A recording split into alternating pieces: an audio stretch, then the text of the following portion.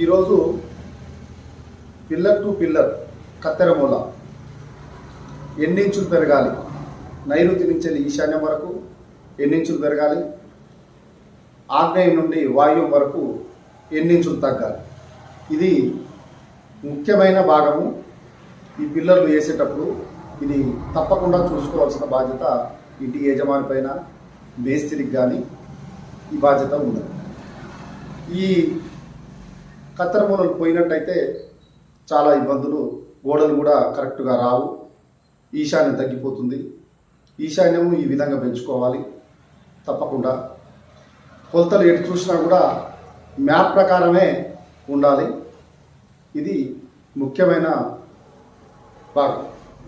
ఈశాన్యం పెరగడం, ఎన్ని ఇంచులు పెరగాలనేది కూడా కరెక్ట్గా విశ్లేషణ చేశాము, చూసుకోండి. స్టార్ట్. నైరుతి నుంచి వెళ్ళి ఈశాన్యం పిల్లర్ వరకు కొలవడం జరిగింది. ఇక్కడ రండి, ఇక్కడ రా బాబు, అక్కడి నుంచి రండి.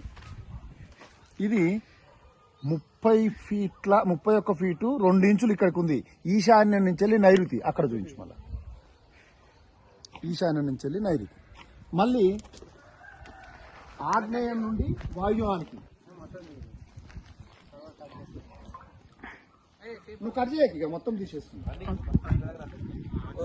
చూపి మళ్ళీ రావాలి, అక్కడ చూపించుకుంటూ మళ్ళీ ఆగ్నేయం నుండి వాయువ్యం వరకు,